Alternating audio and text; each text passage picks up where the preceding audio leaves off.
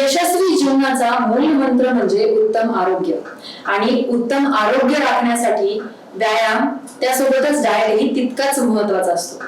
खरं तर आता दिवाळी आणि दिवाळीमध्ये फराळ आणि मिठायांची रेलचेल आहे. पण ज्यांना वजन कमी करायचंय किंवा ज्यांना डाएट सांभाळायचंय त्यांना या फराळाचा किंवा या मिठायांचा मनसोक्त उपभोग घेता येत नाही. तर त्याचा समतोल कसा राखायचा याचं मार्गदर्शन करण्यासाठी आपल्यासोबत औरंगाबादच्या शासकीय वैद्यकीय महाविद्यालयाचे अध्यापक आणि संशोधक, त्यासोबतच प्रसिद्ध डायटिशियन म्हणून सुद्धा ओळखले जाणारे डॉक्टर दीक्षित आपल्यासोबत आहेत. तर सर, तुम्हाला एमसीएनच्या मराठवाडा काल, आज आणि उद्या या दिवाळीच्या विशेष व्हिडिओ अंकामध्ये खूप खूप स्वागत. त्यासोबतच दिवाळीच्या तुम्हाला खूप खूप शुभेच्छा. धन्यवाद. आणि आजचा इंटरव्ह्यू ऐकणार आहे, बघणार आहे आपल्या सगळ्या श्रोत्यांना देखील मी मनापासून दिवाळीच्या शुभेच्छा देतो. आणि मला खात्री आहे की आजचा इंटरव्ह्यू ऐकल्यानंतर वजन कमी करण्याची इच्छा असलेले आणि मधुमेह प्रतिबंध किंवा मधुमेह निवड करण्याची इच्छा असलेल्या लोकांच्या आयुष्यात नक्कीच काहीतरी चांगला बदल घडेल अशी मला खात्री वाटते. तर तुम्ही मधुमेह म्हणजे डायबिटिक पेशंट्स साठी सरांचं स्पेशल संशोधन सुद्धा आहे यामध्ये. तर सरांना माझा त्याच्याबद्दलच एक प्रश्न असेल की सर, तुम्ही बीपी किंवा डायबिटिक पेशंट साठी वेगळा डाएट तुम्ही देता का? तर मला असं आहे की आम्ही जे काम सुरू केलं हे सगळी व्याख्यानं effortless weight loss and diabetes prevention, म्हणजे विनासायास वजन कमी करा आणि मधुमेह टाळा, अशा पद्धतीने ही व्याख्यानं सुरू झाली. आणि मग त्याला खूप चांगला रिझल्ट मिळाला, लोकांचं वजन कमी व्हायला लागलं. म्हणजे आम्ही जे संशोधन केलं त्यातून असं लक्षात आलं की 6 महिन्यांमध्ये 6.8 किलो सरासरी वजन कमी होतं आणि पोटाचं 3.5 सेंटीमीटर कमी होतं. आता याची रेंज बघितली तर वजनाची रेंज 3 किलो ते 45 किलो अशी आहे. म्हणजे मी हे म्हणत असतो की माझं व्याख्यान हा आयुष्य बदलणारा अनुभव असतो. कारण कसं एखाद्या व्यक्तीचं वजन, म्हणजे आमचा एक माणूस असा आहे की त्याचं 6 वर्षामध्ये 59 किलो वजन कमी झालं. म्हणजे त्या माणसाचं दुसरा माणूस बाहेर पडला असं मला हरकत नाही, इतकं त्याचं वजन कमी झालं. किंवा डायबिटीसच्या गोळ्या चालू असल्या आणि त्या बंद झाल्या, त्याचं आयुष्य बदलून जातं माणसाचं. म्हणून सुरुवात अशी झाली की आम्ही वजन कमी करण्याच्या दृष्टीने हे सगळं सुरू केलं काम.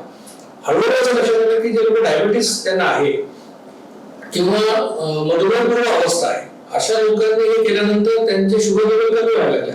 आणि HbA1c जे आम्ही करायला सांगतो त्याचा अर्थ की 3 महिन्याचा ऍव्हरेज ब्लड ग्लुकोज ते कमी व्हायला लागलं.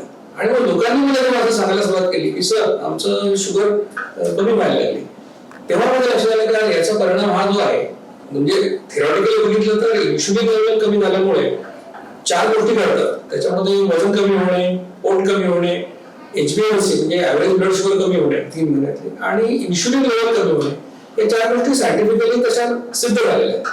तर असं जर होत असेल तर मग डायबिटीसच्या लोकांसाठी सुद्धा हा प्रयोग करायला हवा. आणि मग आम्ही त्याच्यावर खूप काम केल्यानंतर आणि आता असं लक्षात आलेलं आहे की ज्या लोकांना मधुमेह आता झालेला आहे, म्हणजे आता मधुमेह कसा असतो 2 प्रकारचा असतो. एका आम्ही टाईप 1 म्हणतो, दुसरा टाईप 2. तर टाईप 1 चा अर्थ असा की जो लहान मुलांना होतो, म्हणजे 10-12 वर्षापर्यंत डायग्नोस होतो. आणि या मुलांच्या शरीरात इन्शुलिन निर्माण होत नाही आणि यांना इन्शुलिनचं इंजेक्शन आयुष्यभर घ्यावं लागतं. तर अशा मुलांसाठी ही लाईफस्टाईल म्हणजे सांगतो की नाहीये. पण दुसरा जो डायबिटीस येतो कसं आहे की 40 मध्ये 50 मध्ये झालेला असतो, त्याला म्हणतात टाईप 2 डायबिटीस. म्हणजे या लोकांच्या शरीरात इन्शुलिन तयार होत असतं पण शरीर त्या इन्शुलिनला तेवढा प्रतिसाद देत नाही किंवा इन्शुलिनचं प्रमाण थोडं कमी झालेलं असतं. तर अशा प्रकारे टाईप 2 डायबिटीस वाले यांना याचा नक्की फायदा होतो. आणि मी तर आता असं म्हणू शकेन खात्रीने की तुम्हाला टाईप 2 डायबिटीसचं डायग्नोसिस झालेलं आहे आणि तुम्ही अजून औषध सुरू केलेलं नाही डायबिटीससाठी, तर तुम्हाला खात्रीने मी सांगू शकेन की तुम्ही ही जर लाईफस्टाईल फॉलो केली तर 6 ते 8 महिन्यामध्ये तुमचा डायबिटीस नियंत्रणामध्ये येईल. तुम्हाला एकही गोळी औषधाची गरज पडणार नाही. आणि या दृष्टीने आता हे काम चालू आहे. आता ब्लड प्रेशरचा तुम्ही विचारला की ब्लड प्रेशर असं आहे की बऱ्याच लोकांना वजन वाढल्यामुळे ब्लड प्रेशर झालेलं असतं. म्हणजे जर आता साधं असं कॅल्क्युलेशन आहे की जर तुमचं 1 किलो वजन वाढलं तर तुम्हाला माहिती ब्लड प्रेशर आपण मोजताना 120/80 किंवा 140/90 असं मोजतो. याचा काय अर्थ असतो किंवा वरचं जे असतं 140 हे हृदय तेव्हा कॉन्ट्रॅक्ट झालेलं असतं, आकुंचन पावलेलं असतं, तेव्हाच ते ब्लड प्रेशर असतं. आणि खालचा जो आकडा असतो 90/80 हा हृदय जेव्हा रिलॅक्स झालेलं असतं तेव्हाचा असतो. तर आपण असं म्हणतो की जर तुमचं वजन 1 किलो वाढलं तर तुमचं सिस्टोलिक ब्लड प्रेशर म्हणजे जो वरचा आकडा असतो तो 2 मिलीमीटरनी वाढतो. म्हणजे 1 किलो 2 मिलीमीटर. याचा अर्थ काय की समजा एखाद्या माणसाचं वजन 100 किलो आहे आणि त्याला ब्लड प्रेशरची गोळी चालू आहे आणि त्यांनी जर ही लाईफस्टाईल फॉलो केली आणि वजन 10 किलो कमी केलं तर साहजिकच त्याचं सिस्टमॅटिक ब्लड प्रेशर 20 मिलीमीटर कमी होणार आणि त्याची एखादी गोळी कमी होईल त्याच्यात. अशा अनेक लोक आहेत की लाईफस्टाईल करणारे की ज्यांच्या ब्लड प्रेशरच्या गोळ्या बंद झाल्या. म्हणजे डायबिटीस तर म्हणतोच आहे, परंतु इन्शुलिन लेवल आटोक्यात आल्यामुळे पीसीओडी सारखे प्रॉब्लेम असो, महिलांना येणारे मासिक पाळी अनियमित होऊन गर्भधारणा होत नाही अशा ज्या महिला असतात त्यांना फायदा होतो. ब्लड प्रेशरच्या लोकांना फायदा होतो. एवढंच नाही, पण थायरॉइडच्या महिलांना झालेलं असतं हायपोथायरॉइडिझम. अशा हजारो महिला कॅम्पेन मध्ये आहेत की ज्यांचं गोळ्यांचे डोस कमी झाले, काही लोक तर बंद करत आहेत. तर अशा अनेक फायदे. म्हणजे शेवटी कसं आहे की आपल्या देशामध्ये आता लाईफस्टाईल डिसऑर्डरचं प्रमाण खूप वाढलेलं आहे. म्हणजे बिघडलेल्या जीवनशैलीमुळे, मग त्याच्यामध्ये उच्च रक्तदाब, ब्लड प्रेशर आहे, थायरॉइड आहे, डायबिटीस आहे, वजन वाढण्याचं प्रमाण आहे. तर ह्या सगळ्यावर या लाईफस्टाईलचा चांगला उपयोग होतो असं मला वाटतं. तुम्ही आता जसं सांगितलं की ज्यांना गर्भधारणा होत नाही, म्हणजे ज्यांना पीसीओडी किंवा कन्सीव्ह करण्यासाठी प्रॉब्लेम येतात, तर तुम्ही त्यांच्यासाठी सुद्धा डाएट देता का? आता कसं आहे की आपल्याला असं वाटेल की ब्लड प्रेशर साठी वेगळं डाएट आहे का, पीसीओडी साठी वेगळं डाएट आहे का, किंवा डायबिटीस साठी वेगळं डाएट आहे का. तर डायबिटीस आणि बाकीच्या लोकांच्या डाएट मध्ये फरक एवढाच असतो की डायबिटीसच्या लोकांनी गोड खायचं नसतं. जेवताना पण त्यांना गोड खायला चालत नाही. बाकीचे नॉर्मल आहेत त्यांनी गोड खायला चालत. म्हणजे आता जर आपण विषय झाला की दिवाळीमध्ये खूप मिठाई असतील, तर मग आता त्याचा आनंद कसा घ्यायचा. तर जी व्यक्ती, आता आमचं लाईफस्टाईल काय सांगितलेली आहे, म्हणजे तुमचा हा मुद्दा होत असा की लाईफस्टाईल काय सांगितले, असं सांगितलं की दिवसातून कडक भुकेच्या 2 वेळा ओळखा आणि 2 वेळा जेवा. हा पहिला त्यातला प्रिन्सिपल आहे. आता असं काय करायचं, तर जेव्हा जेव्हा तुम्ही खाता तेव्हा इन्शुलिन सिक्रेट होतं. इन्शुलिन नावाचा हॉर्मोन तयार होतो आणि या इन्शुलिनची लेवल जर वाढली तर तुम्ही लठ्ठ होता, तुम्हाला इन्शुलिन रेझिस्टन्स येतो आणि नंतर टाईप 2 डायबिटीस होतो. असा हा सिद्धांत आहे. मग आता इन्शुलिन लेवल तुम्हाला कमी करायचं असेल तर कसं होतं की इन्शुलिन तुम्ही जे खाल्ल्यानंतर तयार करता ते कमी खा किंवा जास्त खा तेवढंच इन्शुलिन तयार होतं. म्हणजे कमी खाल्ल्यामुळे कमी इन्शुलिन असं होत नाही. म्हणून तुम्ही कमी खाण्याला म्हणतो नाही, म्हणजे ज्याला पोटभर खातो काही प्रॉब्लेम नाही, पण कमी वेळा खा, कारण प्रत्येक वेळा खाल्लं की तेवढं इन्शुलिन तयार होणार आहे. म्हणून आमच्या या डायटलाईन मध्ये सांगितलेलं आहे की 2 वेळा खा, कडक भुकेच्या 2 वेळा ओळखा, 2 वेळा जेवा. आता लोकांमध्ये 2च वेळा खा, एकदा खाणे. सामान्यपणे आपल्याला 2दा कडक भूक लागते म्हणून 2दा सांगितलं. एखाद्या माणसाला एकदाच भूक लागत असेल तर एकदा काय लागत नाही. या संतांनी सांगून ठेवलेले की एकदा खातो तो योगी, 2दा खातो तो आपल्यासारखा योगी, आणि 3दा खातो तो योगी, असं सांगून ठेवलंय. म्हणजे मी काय जगावेगळं सांगत नाही, मी काय रॉकेट सायन्स सांगत नाही, मी साधी सोपी गोष्ट सांगतोय की तुम्ही कडक भूक लागते तर 2 वेळा ओळखा, 2 वेळा जेवा. आता ही पहिली गोष्ट आहे. त्याच्यानंतर दुसरं असं सांगितलं आहे की तुम्ही 55 मिनिटाचं जेवण संपवा. आता याच्यामध्ये लॉजिक असं आहे की इन्शुलिनची जी निर्मिती होते ती सायक्लिकल आहे, ती अशी स्ट्रेट लाईन नाही. शरीरामधल्या सगळ्या गोष्टी अशाच सायक्लिकल असतात. मग काय होतं की एकदा इन्शुलिन निर्माण झालं की ते 50 मिनिटाला ते टॉपला जातं आणि मग हळूहळू डिक्लाइन होत 2-2.5 तासात ते कमी होतं. म्हणून तुम्ही जर 55 मिनिटात जेवण संपवलं तर इन्शुलिन एकदाच तयार होतं. त्याचा जो हे असतो लाट येते म्हणून आपण स्पर्ट येतो तो एकदाच येतो. तुम्ही जर 55 मिनिटाच्या पेक्षा पुढे जेवलात तर काय होणार, मग पुन्हा दुसरा आणखी स्पर्ट येईल. आणि आपल्याला इन्शुलिनची लेवल वाढवायची नाहीये, कमी करायची. म्हणून आपण 2दाच इन्शुलिन निर्माण करावं असं आपण सांगतो दिवसात, आणि म्हणून 55 मिनिटाच्या जेवण संपवा असं आपण सांगतो. गैरसमज लोकांचा असाही होतो की सरांनी 55 मिनिटं खायला सांगितलं आणि काही लोक मला नंतर सांगतात सर आमचं 2 किलो वाढलं. म्हटलं काय केलं तू? नाही म्हणे मी 55 मिनिटं जेवण खात बसतो. आता 55 मिनिटं जर कोणी खात बसलं आणि त्याचं रिक्वायरमेंट म्हणजे आधी तर तो 2च पोळ्या खात होता आणि आता 55 मिनिटं खायचं पण 4 पोळ्या खात असेल तर साहजिकच त्याचं वजन वाढणार आहे. 55 मिनिटं खा असं नाही सांगितलं, 55 मिनिटात संपवा असं सांगितलं. म्हणजे पहिलं काय सांगितलं की कडक भुकेच्या 2 वेळा ओळखा, 2 वेळा जेवा. दुसरं 55 मिनिटात जेवण संपवा. तिसरी गोष्ट महत्वाची अशी की जेवणामध्ये प्रोटीन्स वाढवा आणि कार्बोहायड्रेट कमी करा. म्हणजे काय की कार्बोहायड्रेट कशामध्ये असतं, पोळीमध्ये असतं, भात भाकरी याच्यामध्ये असतं, आणि या पदार्थामध्ये जवळपास 80% कार्बोहायड्रेट असतं, आणि डाळीमध्ये हे जे प्रमाण असतं ते जवळपास 70% असतं. म्हणजे डाळीमध्ये प्रोटीन 20%, गहू ज्वारी तांदूळ मध्ये 10% असतं. मग आता काय करायचं, जे लोक व्हेजिटेरियन आहेत त्यांना तर प्रोटीन वाढवायचे असते, म्हणजे काय त्यांनी प्रोटीनची पावडर आणून खायची गरज नाही. म्हणजे बाजारातून कुठले, कारण कसं की लाईफस्टाईल आणि डाएट प्लॅन मध्ये काय फरक असतो की डाएट प्लॅन साठी तुम्हाला डॉक्टरला भेटावं लागतं, डाएट प्लॅन साठी एक्सपर्ट लागतो, डाएट प्लॅन साठी तुम्हाला पैसे खर्च करावे लागतात, डाएट प्लॅन साठी तुम्हाला काहीतरी मशीन बाजारातून आणायला लागतं किंवा कुठेतरी पावडर आणायला लागते विकत आणि ती खावी लागते. आणि एवढं करून तुम्हाला खूप रेस्ट्रिक्शन असतात, हे खायचं नाही, पिझ्झा खाऊ नका, पाणीपुरी खाऊ नका, असे रेस्ट्रिक्शन असतात. लाईफस्टाईल कशी असते की ती फुकट असते, त्या डॉक्टर लागत नाही, एक्सपर्ट लागत नाही, त्याला काही आणायची गरज नाही बाजारातून, आणि सगळ्यात महत्वाचं काय की आनंदाने आयुष्यभर करता येतं. जी गोष्ट तुम्हाला आयुष्यभर आनंदाने करता येणार नाही ती तुम्ही कधीच फॉलो करू शकणार नाही. त्यामुळे मी याला डाएट म्हणत नाही, याला मी लाईफस्टाईल म्हणतो. मग कर्बोदक किंवा कार्बोहायड्रेट कमी करायचे, प्रोटीन वाढवायचे म्हणजे काय करायचं? 3 पोळ्या खात असाल, 1 पोळी कमी करा. त्याच्या जागी 1 वाटीभर घट्ट वरण खा, मोड आलेलं कडधान्य खा, सोयाबीन खा, पनीर खा, चीज खा. म्हणजे काय होईल की कार्बोहायड्रेट थोडं कमी होईल आणि प्रोटीन थोडं वाढेल. आता तुम्ही नॉनव्हेज खात असाल तर मग त्याच्यामध्ये 2 उकडलेली अंडी खाऊ शकता. तुम्ही चिकन, मटन, फिश काय खाऊ शकता, तुम्हाला प्रोटीन मिळतं. तर हे तिसरं प्रिन्सिपल. आणि चौथी गोष्ट अशी की जेवणामध्ये गोड पदार्थ जेवढे कमी खाल तेवढं आरोग्यासाठी चांगलं.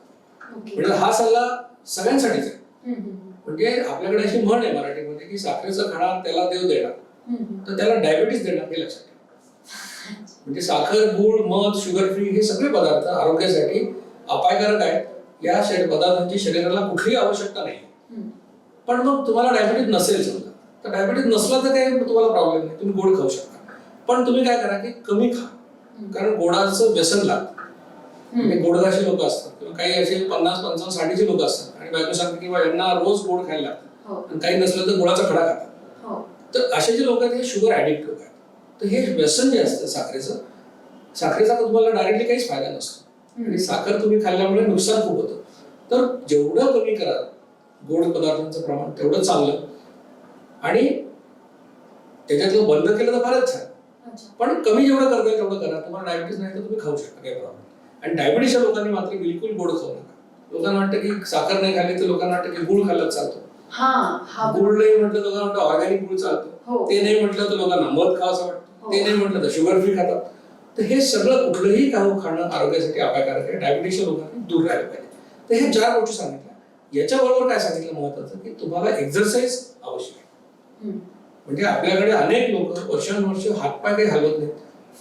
कुठेही जायचं असलं तर मोटरसायकल कुठेतरी गाडी काढून जातात, मग ढेऱ्या सुटतात, वजन वाढतात आणि आजार लागतात मागे. म्हणून आम्ही काय सांगतो या लाईफस्टाईल मध्ये तुम्ही 45 मिनिटात 4.5 किलोमीटर चाला.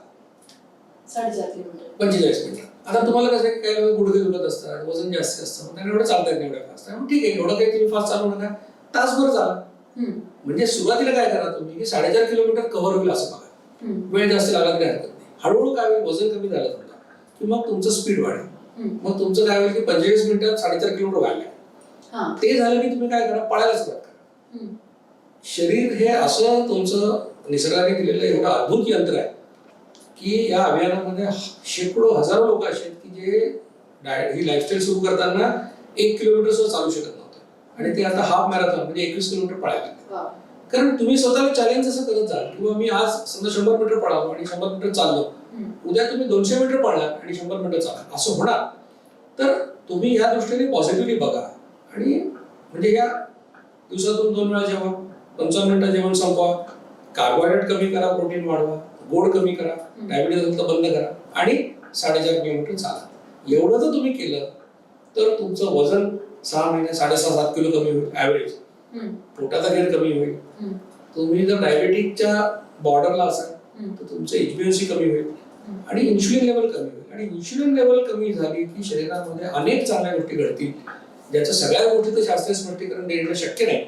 परंतु वाढलेल्या इन्शुलिनमुळे होणारे सगळे प्रॉब्लेम तुमचे कमी होतील. त्याच्यामध्ये महिलांच्या बाबतीत मासिक पाळी नियमित द्यायला लागेल, कन्सेप्शन होईल, गर्भधारणा होते, अनेक गायनेकॉलॉजिस्ट हे याच्यासाठी लोकांना रेकमेंड करतात महिलांना की तुम्ही आधी डाएट प्लॅन करा. तर सांगायचा उद्देश काय की blood pressure, thyroid, PCOD, diabetes, weight loss सगळ्यासाठी फायदा होतो. मग बऱ्याच जणांचं आता तुम्ही बोलले की गर्भधारणा होण्यासाठी वजन कमी केलं तर पाळी नियमित होईल वगैरे, किंवा कन्सीव्ह करण्यासाठी सुद्धा मदत होईल. पण बऱ्याच केसेसमध्ये PCODच्या बऱ्याच केसेसमध्ये एक्सेप्शनल केसेसमध्ये असं आहे की मुली खूप बारीक होत जातात. म्हणजे मग त्यांना काही वेगळं डाएट आहे का तुमच्याकडे? आता कसं आहे की म्हणजे बऱ्याच PCODचा संबंध हा इन्शुलिन लेवल वाढण्याशी असतो. ओके. आता जर इतर कुठल्या कारणामुळे समजा एखाद्या मुलीला ट्युबरक्लोसिस झालेला आहे किंवा एखादा कुठला गंभीर आजार झाला तर साहजिकच तिच्या मासिक पाळीवर त्याचा परिणाम होतो. मग अशा मुलीला गर्भधारणा न होणं तो PCOD वेगळा प्रकार.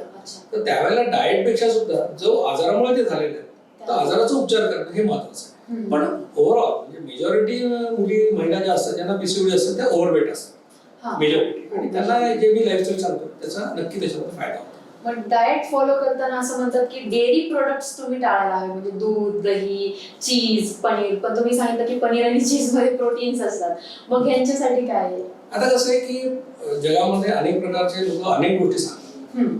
म्हणजे तुम्हाला असे लोक भेटतील की जे म्हणतील गहू खाऊ नका, हो, तुम्हाला असे लोक भेटतील की नॉनव्हेज खाऊ नका, असे भेटतील की डेअरी प्रोडक्ट काहीच खाऊ नका.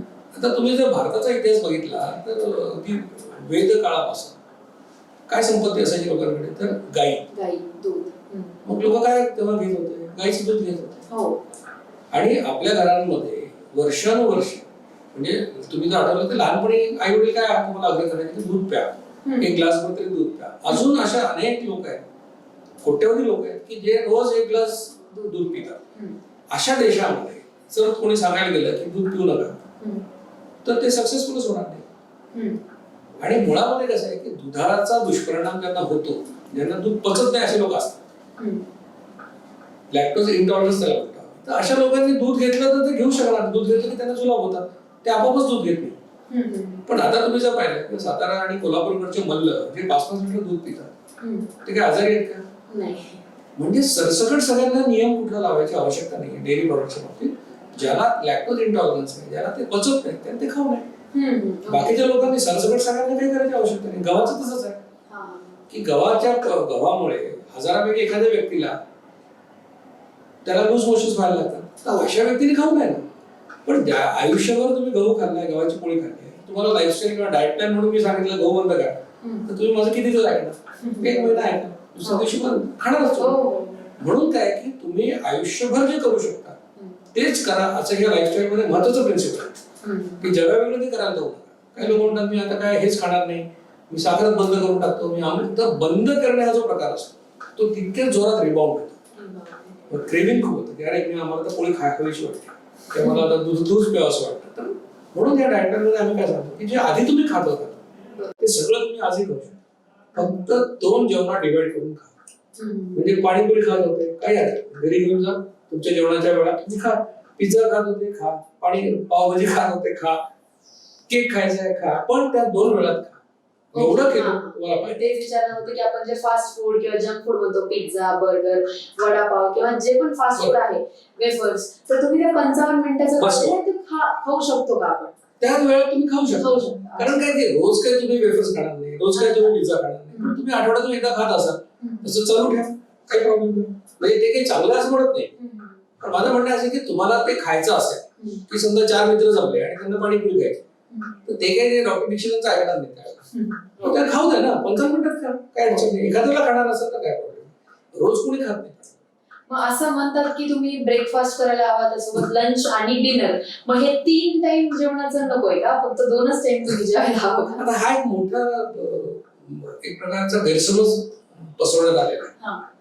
आता कसं आहे की तुम्ही जर अमेरिका किंवा युरोपामध्ये गेला तर काय असतं की जेव्हा आता आम्ही युरोपला जातो किंवा युएसला जातो, असं लक्षात येतं की सगळी हॉटेल्स संध्याकाळी 7-7:30 बंद झालेली असतात. चालू कुठले हॉटेल असतात? इंडियन रेस्टॉरंट चालू असतात. का? कारण आपले जे टुरिस्ट येतात ते रात्री 8:30ला जेवतात, 9ला जेवतात. भारत म्हणजे आपलाच असा देश आहे की जो फार उशिरा आपण जेवतो. म्हणजे अमेरिका, युरोपमध्ये लोक 7 वाजेपर्यंत जेवण संपलेले असतात. आता 7 वाजता जेवलेला माणूस त्याला दुसऱ्या दिवशी भूक कधी लागणार? सकाळी 8:30 लागणार. तर तो ब्रेक करतो फास्ट, म्हणजे ब्रेकफास्ट करतो. आमचा माणूस जेवतोच 9ला, झोपतो 11 वाजता, त्याला सकाळी भूकच नसते, त्याला भूक 11:30-12 वाजता लागते. आता अशा माणसात तुम्ही बळजबरी ब्रेकफास्ट करायला लावता.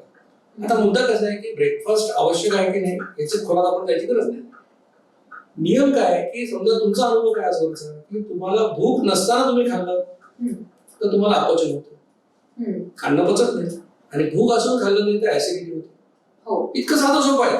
याच्यासाठी काही माझं लेक्चर समजण्यासाठी पीएचडी असायची आवश्यकता नाही. हे दैनंदिन व्यवहारातला अनुभव तुमचा की तुम्हाला ऍसिडिटी होते भूक असून खाल्लं नाही तर, आणि तुम्हाला इंडायजेशन होतं, पचत नाही खाल्ल्यानंतर. तुम्ही कधी खाल्लं? भूक नसताना. मग मी तुम्हाला काय सांगितलं की भुकेच्या 2 वेळा जेवण. आता तुमची भुकेची वेळ सकाळी 8 आहे, 8ला जेवण. तुमच्यासाठी तो नाश्ता म्हणा तुम्ही, मी त्याला पहिलं जेवण म्हणतो, एवढंच. म्हणजे मी नाश्ता करू नका असं म्हणत नाही. मी म्हणतो की जर मला भूकच लागत नाही 8 वाजता, तुम्हाला मला बळजबरी नाश्ता खायला घातला, मला ते बसणार नाही. हा, आणि जर मला त्याला भूक लागते तुम्ही मला 12 वाजता जेवायला सांगितलं तर मला ऍसिडिटी. म्हणून ब्रेकफास्ट लंच डिनर असे शब्द माझ्या लाईफस्टाईलमध्ये नाही. माझ्या लाईफस्टाईलमध्ये शब्द काय, पहिलं जेवण आणि दुसरं दुसरं जेवण. ते तुम्ही कधी करावं याला काही नियम नाही. त्या दोन जेवणामध्ये किती अंतर असावं याला पण नियम नाही. नियम एवढाच आहे की तुमच्या भूकेच्या 2 वेळा, ओके. या प्रत्येकाच्या वेगवेगळ्या असतात. कोणाची 12 वाजता असेल रात्री 8ला असेल, कोणाची 10ला असेल रात्री 8ला असेल, कोणाचा गॅप 10 तासाचा असेल, कोणाचा 8 तासाचा असेल, कोणाचा 4 तासाचा असेल, काही असू शकतं. ते प्रत्येकाचं व्हेरिएशन आहे. पण 2 वेळा जेवणे हे महत्वाचं. बऱ्याच जणांना आता तुम्ही जसं सांगितलं की रात्री उशिरा जेवल्याने सकाळी उशिरा भूक लागते, तर बऱ्याच जणांचं आम्ही असं सकाळी काही खात नाही, आम्ही 12 वाजता जेवतो किंवा 11ला जेवतो, आम्हाला 12-11 वाजताच भूक लागते. मग बरेच जण म्हणतात नाही एवढं सकाळी उठल्यापासून इथपर्यंत उपाशी राहणं योग्य नाही, तर याचा काही दुष्परिणाम नाही होणार? काहीही दुष्परिणाम होणार नाही. जर तुम्ही भूक नसताना खाल्लं तर मात्र दुष्परिणाम तुम्हाला होणार. त्यामुळे तुम्ही कोणाचे ऐकू नका. तुम्ही स्वतःच्या शरीराचं ऐका की भूक लागते तेव्हा शरीर सांगतं की तुला आता भूक लागली, कडकडून भूक लागली की जेवा तुम्ही. आणि बरं जे तुम्हाला मिळेल ते का तुम्ही, असे की आता तुम्ही समजा कुठे शूटिंगला गेले, कुठे गेले तर तुम्हाला समजा तुमची 12ची वेळेत भूक लागली, शूटिंग 12:30 वाजता, पावडा मिळाला खाऊन घ्या. त्या भुकेच्या वेळेला तुम्ही जे काही खाल ते चांगलं पचून जाणार. पण मग बऱ्याच जणांमध्ये असंही असतं की भूकच लागत नाही, बळजबरी खातात 2 टाइम. कारण असं आहे की ते अनेक वेळा खात असतात, म्हणजे भूक लागायच्या आधीच खातात, त्याच्यामुळे त्यांना भूक लागतच नाही. अच्छा, म्हणजे त्यांचं वेळ फिक्स नसते असं? वेळ म्हणजे ते दिसेल की खातात ना, मिळालं की खातात, त्याच्यामुळे त्यांना कडक भूकेचा अनुभवच नसतो खूप लोकांना. म्हणून आम्ही काय सांगतो की मग कसं ओळखायचं कडक भूक, तर तुम्ही सकाळपासून काही खायचं नाही आणि घरामध्ये काय करायचं की न आवडणारी भाजी करायला लावायची. अच्छा. आणि ती भाजी जेव्हा आवडेल तेव्हा तुमची कडक भूक येईल. हो, नाईस, चांगली. असं तुम्ही 2 वेळा करा, ते सुरू करा तुम्हाला.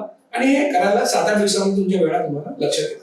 सुरुवातीला थोडंसं मागे 15 मिनिटं, अर्धा तास, 1 तास मागे पुढे होऊ शकतं. आणि एकदा तुमच्या वेळ ठरले की त्या वेळेला शक्यतो जेवा, कारण वेळा बदलल्या तर लोकांना ऍसिडिटी. बरोबर. आणि चहाचा काही दुष्परिणाम शरीरावर होतो का? आता कसं आहे की चहामध्ये चहा कसा असतो की जगामध्ये चहा कसा पिला जातो, तुम्ही जर बघितलं जगामध्ये लोक, तुम्ही जर कुठे 5 स्टार हॉटेलमध्ये गेलात तर काय करतात, तुम्हाला गरम पाणी, चहाच्या डिपचे बॅग, दूध वेगळं साखर वेगळं असं म्हणतात.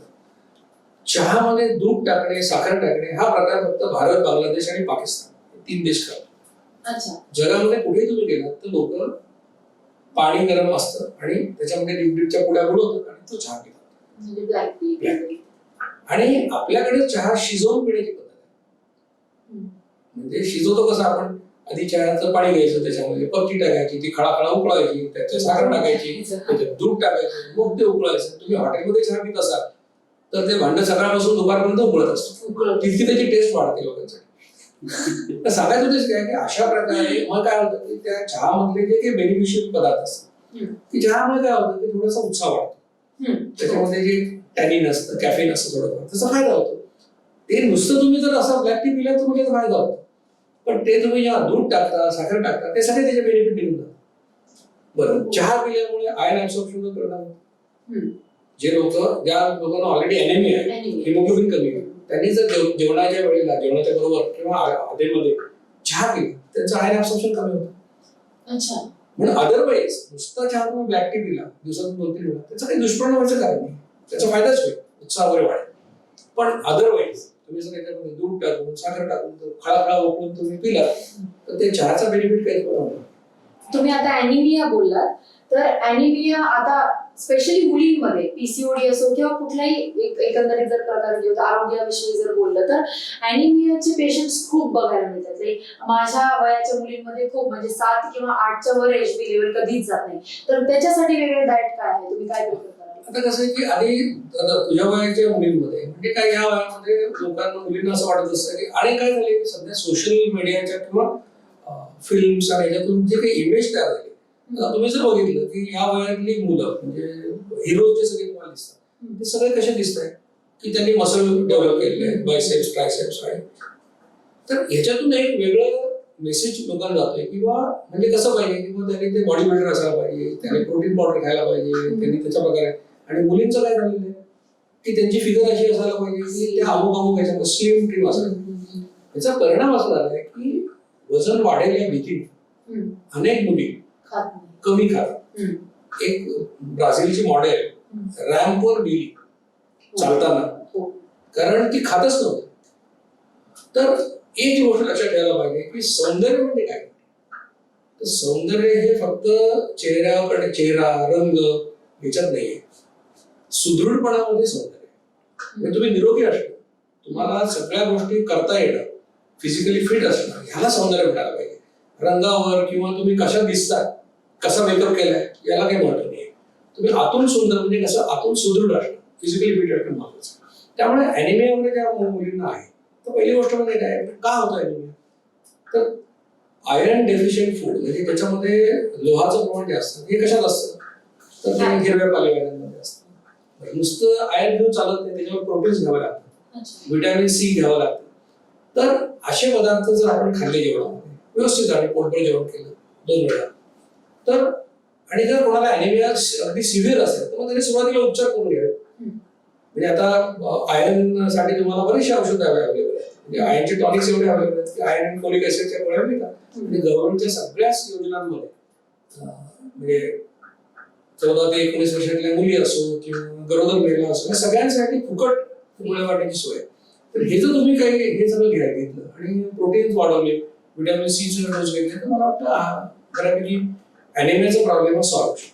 आता आपण मुलाखतीच्या शेवटला येऊयात की मी जसं म्हणलं की आता दिवाळी आहे, फराळाची रेलचेल असते, मिठाया खूप असतात, करंजी, लाडू, खूप सारे वेगवेगळे गुलाबजामुन प्रकार असतात. तर मला असं म्हणायचं की याचं कसं मग समतोल राखायचा. बरं, आता म्हणून मी तुम्हाला काय सांगतो की या लाईफस्टाईल मध्ये खाण्याचा सिक्वेन्स काय असावा हे जर तुम्ही लक्षात घेतलं तर तुम्हाला प्रॉब्लेम येणार. म्हणजे आता आपण असं करूया सुरुवातीला की जे लोक नॉन डायबेटिक आहेत, ज्यांना डायबेटिक, पण आता नॉन डायबेटिक कोणाला म्हणायचं इथे प्रश्न आहे खरा. कारण खूप लोकांना मला वाटतं की आम्हाला काहीच नाही आणि त्यांचं आता आम्ही जे जयनगरला कॅम्प घेतला.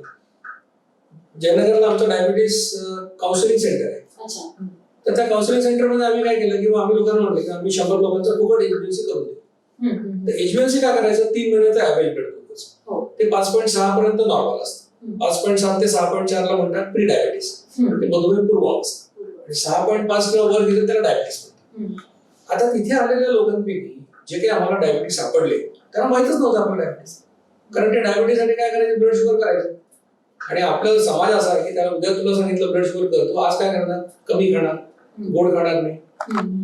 कारण भीती वाटते उद्या डायबिटीस झालं तर काय करणार. आपण ते सगळं करतो, मग शुगरवर डायग्नोज होतो. मग एचबीएलसी आपण त्यासाठी करतो.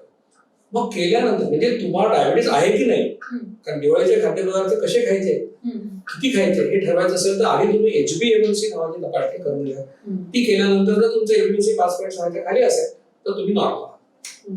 मग काय करा, नॉर्मल असला तर जेवणाच्या सुरुवातीला तुम्ही गोड पदार्थ खा. जेवणाच्या सुरुवातीला. त्याच्यानंतर मग तुम्ही आता सिक्वेन्स काय की आधी गोड पदार्थ किंवा फळ किंवा ड्रायफ्रूट, त्याच्यानंतर सॅलड, काकडी, टोमॅटो, गाजर काय खायचं असेल म्हणजे हाताच्या 2 मोठी बोलून तरी खावं. तेवढंच तुम्ही नंतर मोडालेलं कडधान्य खावं. आणि हे सगळं संपल्यानंतर जेवढी भूक आहे ते बाकीचे घरातले पदार्थ खावं. अशा पद्धतीने सिक्वेन्स. आता जर डायबिटीस असेल तर काय करायचं की गोड पदार्थ खायचा नाही, ड्रायफ्रूट खायचं असेल तर मनुका, सुके अंडे खायचे नाही, सॅलड मध्ये गाजर आणि बीट खायचं नाही, बाकी सगळं सेमच आहे इतरांचा. तर गोड पदार्थ खायला नॉन डायबिटिकला काही मनाई नाही. फक्त मी सांगितलं पहिला की गोड खाणं कोणासाठी चांगलं नाही आरोग्यासाठी. मग कसं असतं की लाडू खाल्ले, पहिला लाडू हा चवीसाठी असतो, त्याच्यानंतर ते पोट भरण्यासाठी असतं. चव कुठे असते, चव काय तुम्हाला म्हणजे तुम्ही आता जर श्रीखंड अर्धा किलो खायला तर पहिल्या चमच्यात जी टेस्ट असते ती शेवटच्या चमच्यात नसते. ते फक्त पोट किंवा आग्रह केला कुठेतरी अरे खावच लागेल एवढी वाटी फक्त माणूस खातो. तर हे समजणं माणसाला की अरे म्हणजे चव कुठे आहे, एका लाडूत चव आहे, 2 लाडूत चव असेल, त्याच्या पुढे 10 लाडू खाण्यामध्ये मतलब नाही, नुसतं पोट भरण्याचं काय. तर हे जेव्हा तुमच्या लक्षात येईल या लाईफस्टाईल तो पण एक फायदा आहे की आपण नाही म्हणायला शिकतो. खूप लोक आपल्याला विचारतात खाणार का, आपण म्हणतो नाही आम्ही 2 तास जेवतो. नाही म्हणायला शिकणं हे खूप महत्त्वाची गोष्ट आहे. आणि मग कंट्रोल येतो आपण. आणि जर तुम्हाला जर असं लक्षात आलं की आता आपण जेवायचे 2 तास, मग काय तुम्ही नुसतेच लाडू खाणार नाही, मग तुम्ही पोळी पण खाल, भाजी पण खाल, म्हणजे लाडू तर 4 अदरवेळेस खाल्ले असते तर अशा लाईफस्टाईल मध्ये एकच खाल. कारण तुम्हाला मोठ्या जागा ठेवायचे बाकी हे आपोआप गोष्टी घडतात, त्याला काही शिकवायची गरज नाही. तर अशा पद्धतीने तुम्ही दिवाळीचा आनंद नक्की घ्या. आणि मला खात्री आहे की डायबिटीसचे लोक म्हणजे जे हे लोक माझं व्याख्यान ऐकतात किंवा माझी मुलाखत ऐकतात, मी एक विनंती अशी करेन की टाईप 2 डायबिटीसची सध्याची जी अवस्था बघितली तर आज 8.5% लोकांना डायबिटीस आहे. म्हणजे औरंगाबादची लोकसंख्या जर आपण 15 लाख पकडली, या 15 लाखांमध्ये जवळपास 1 लाख लोकांना डायबिटीस आहे. आणि यांचं जे आयुष्य आहे त्या आयुष्यावर गोळ्या खाणे ह्या सगळ्या बॅकग्राऊंडवर जर ही तुम्ही साधी सोपी लाईफस्टाईल केली, तुम्ही जर स्वतःला लवकर डायग्नोस करून घेतलं, अर्ली डायग्नोसिस, तर काय होईल की तुमच्या लक्षात येईल की आपण हे केलं तर तुमची एचबीओसी कमी होईल. मग तुम्हाला त्या गोळ्यांच्या कचाट्यात जावं लागणार नाही. म्हणजे एक शिस्तीत तुम्ही राहिला, डिसिप्लिन लाईफस्टाईल मी सांगतो ती फॉलो केली, तुम्हाला आयुष्यात कधीही डायबिटीससाठी गोळ्या घ्याव्या लागणार नाही. हा खूप मोठा ब्रेक थ्रू अनेक लोकांसाठी आहे खरं तर. म्हणजे तुम्ही काय करा, घाबरू नका, एचबीओसी टेस्ट करा. आणि जयनगरला आमचं ते सेंटर आहे, जे लोक इथे राहतात म्हणजे औरंगाबाद, त्या लोकांनी जयनगरला येऊन आमचं ते मंगळवारी सेंटर चालतं दुपारी 3 ते 6. बरं, हे अभियान जे आम्ही चालवतोय स्थूलत्व आणि मधुमेह मुक्त विश्व अभियान, हे पूर्णपणे मोफत आहे. कुणी कुणाकडे एक पैसा मागत नाही. त्याच्यामुळे तिथे घाबरू नका किंवा आपल्याला तिथे गेल्यानंतर काय पैसे लागतील किंवा आम्ही काही तुमच्याकडे पैसे मागणार नाही. तुमचा डायबिटीस जावा अशी आमची इच्छा. कारण औरंगाबादचा डायबिटीस गेला तर मग महाराष्ट्राचं जाईल, मग देशाचं जाईल. आणि मग आमचं ते स्वप्न आहे की जगातून हे आजार जावा, ते पूर्ण होण्याची शक्यता निर्माण होईल. आणि म्हणून माझी तुम्हाला विनंती आहे की दिवाळीचा आनंद व्यवस्थित घ्या, मजा करा, फक्त पर्यावरणाचा देखील विचार करा, स्वतःच्या आरोग्याचा विचार करा. आणि मी जे सांगितलं की गोड खाणं आरोग्यासाठी चांगलं नसतं. ज्याला डायबिटीस नाही त्यांनी सुरुवातीला गोड खायला हरकत नाही, जेवणाच्या ते कमी खाल तर चांगलं. आणि डायबिटीस वाल्यांनी मात्र मुळीच खाऊ नका. आणि डायबिटीस आहे की नाही कळण्यासाठी तपासणी करा आणि आमच्याकडे या. लाईफस्टाईलच्या माध्यमातून तुमचा डायबिटीस तपासणी तुम्ही करू शकता. सर, आता आपण बघतो की तरुणांमध्ये अल्कोहोल घेण्याचं प्रमाण खूप झालंय. म्हणजे दारू पिणं किंवा ब्रीझर, बियर, ज्या पण काही अल्कोहोल कंटेंट गोष्टी आहेत, तर त्या गोष्टी तरुणांमध्ये आता खूप, म्हणजे ते कूल वाटणं, स्टड वाटणं की मी आजकाल आम्ही खूप कूल आहेत किंवा फॉरवर्ड आहेत असे शब्द किंवा बोल्ड आहेत असे शब्द वापरून ते याच्या मागे म्हणजे कुठेतरी त्यांना सवय लागते या गोष्टींची. तर सर, या बाबतीत काहीतरी तुम्ही सांगायला हवं. म्हणजे मुळामध्ये कसं आहे की अल्कोहोल, जसं म्हणते की अल्कोहोल हा आम्ही सेकंड इयरला असताना फार्माकोलॉजीमध्ये हे शिकवलेलं आहे. अल्कोहोल म्हणजे काय, इथाइल अल्कोहोल. आणि ते मग वेगवेगळ्या दारूमध्ये वेगळ्या प्रमाणामध्ये असतं. की बिअरमध्ये सुद्धा 7-8% असेल, 5% असेल, तर ते विस्की किंवा रम, वोडकामध्ये 40%, 42% असतं. तर अल्कोहोल हे काही औषध नाहीये, अल्कोहोल हे काही अन्न नाहीये. म्हणजे अल्कोहोलचा कुठला काही चांगला फायदा असा कुठल्या पुस्तकामध्ये कोणी सांगितलेलं. त्यामुळे अल्कोहोल घ्या किंवा अल्कोहोल चांगलं आहे असं कुठलाच डॉक्टर म्हणतात, त्यात काही वाद असते.